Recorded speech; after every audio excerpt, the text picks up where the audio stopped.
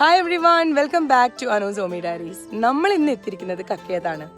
അപ്പോൾ നമ്മൾ ഓൾമോസ്റ്റ് ഈ ഒരു ഈവനിങ് ടൈമിൽ എത്തിയതുകൊണ്ട് ഇവിടെ ഓൾമോസ്റ്റ് എല്ലാ കാര്യങ്ങളും ക്ലോസ് ആയിട്ടുണ്ട്. പക്ഷെ എന്നാൽ പോലും കക്കയത്തിൻ്റെ ഭംഗി ഒട്ടും തന്നെ കുറഞ്ഞിട്ടില്ല.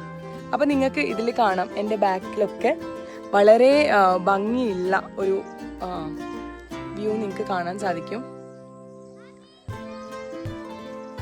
കണ്ടോ, എത്ര ഭംഗിയുള്ള കാഴ്ചയാണ്.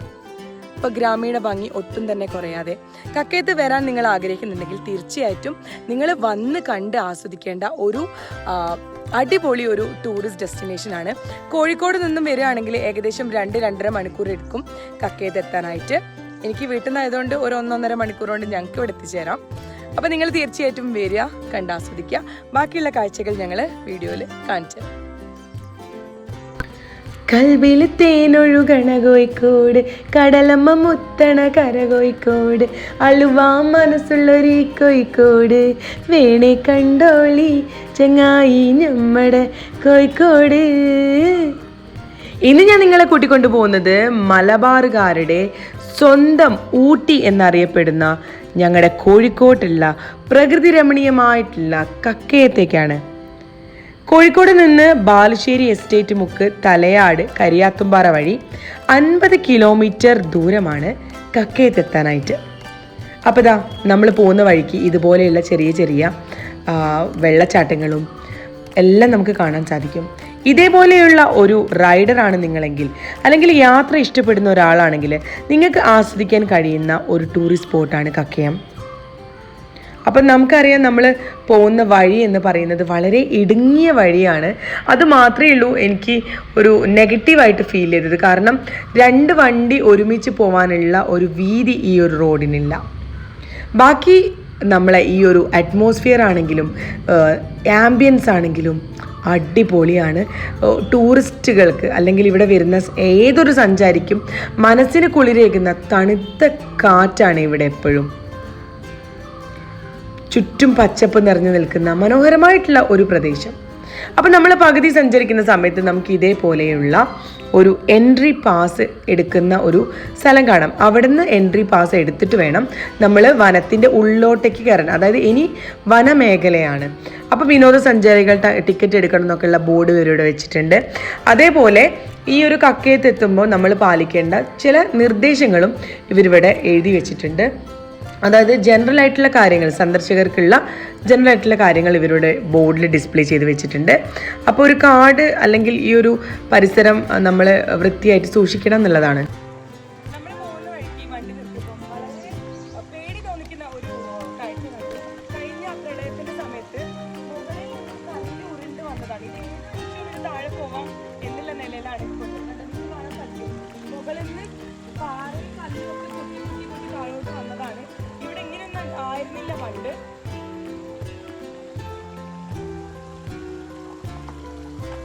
കക്കയം ചുരത്തിനപ്പുറമുള്ള വയനാടൻ മലനിരകളുടെ കാഴ്ച എന്ന് പറയുന്നത് നമ്മളെയൊക്കെ കൊതിപ്പിക്കുന്ന ഒന്നാണ്.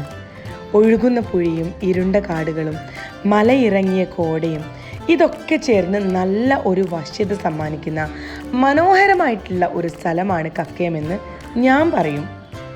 അതുമാത്രമല്ല, ഞാൻ നേരത്തെ പറഞ്ഞ പോലെ എപ്പോഴും വീശിയടിക്കുന്ന ഒരു കാറ്റാണ്. നമ്മൾ ഈ ഒരു ബോർഡറിൽ, അതായത് നമ്മൾ ഇപ്പോൾ എൻട്രി പാസ് എടുത്ത സ്ഥലം മുതൽ നമ്മൾ വരുന്ന സമയത്ത് നിങ്ങൾക്ക് ഫീൽ ചെയ്യും ഒരു പ്രത്യേക ഒരു മാറ്റം കാലാവസ്ഥയ്ക്ക്. അതായത് എപ്പോഴും നല്ലൊരു കാറ്റാണ്. നമ്മൾ AC ഒന്നും ഓണാക്കേണ്ട ഒരാവശ്യമില്ല. അപ്പോൾ ഇങ്ങനത്തെ ഓരോ പെക്യൂലിയാരിറ്റി കൊണ്ടാണ് കക്കയത്തെ യാത്രികരെ പ്രിയപ്പെട്ട ടൂറിസ്റ്റ് ഡെസ്റ്റിനേഷനായിട്ട് മാറ്റുന്നത്.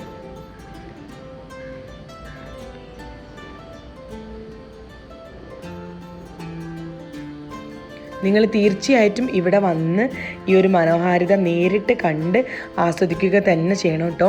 ഇപ്പോൾ ഒരു ലീവ് കിട്ടുന്ന സമയത്ത് നേരെ കക്കയത്തേക്ക് പോന്നോളൂ.